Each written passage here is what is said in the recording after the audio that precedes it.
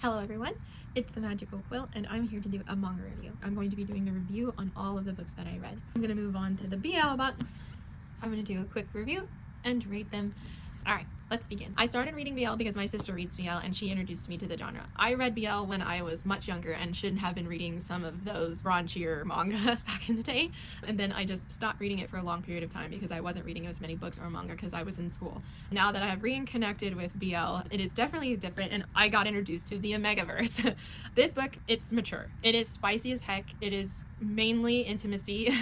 There is an underlining story, there is a connection between the two young men that are in this story, and it's interesting to see how they evolve and how they communicate and how they connect, but it is extremely spicy. So those of you who don't know about the Omegaverse, it's basically like an alpha omega type dynamic. I would just research it because I'm still learning about it, so this was my introduction to the Omegaverse, and it was intense for a lot of reasons. So this is about Taki. He lives in a book, essentially. Taki is very much to himself, he's very much about education, he's really smart. He meets, his name is Nishio, I'm so sorry, I don't know how to pronounce it, but his name is Nishio, and it's one of his classmates, and then his classmate and him end up in this feverish, intimate stupor of just getting it on for days and days.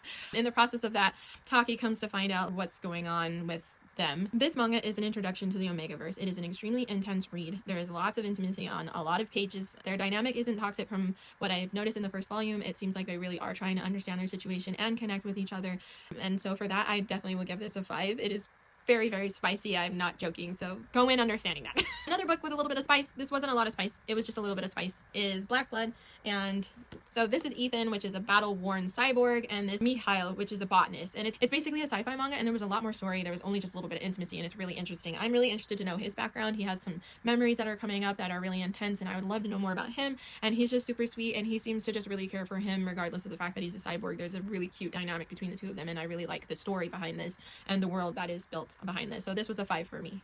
So this one is called BL Game Rebirth, My New Life as the Hero's Younger Brother. So this is hilarious. This is so funny. So this story is basically about an office lady who is reincarnated into her spicy BL game, but she is not the main character. She is the main character's younger brother, Akira. This is hilarious. She is very living her best life, watching all of her boy love dreams come true in real life.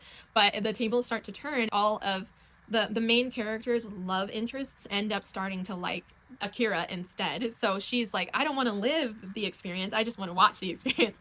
It's very charming. I like the characters in it. Everyone's kind of kooky, and I'll definitely keep reading this. It was a fun read. This was definitely a 5-star. That was my quick manga review of all of the manga that I got from last week, and I loved all of them. They were such great choices, and a lot of them I will be continuing. Well, all of them I will be continuing, and I'm excited to read more. Thanks so much for watching, everyone.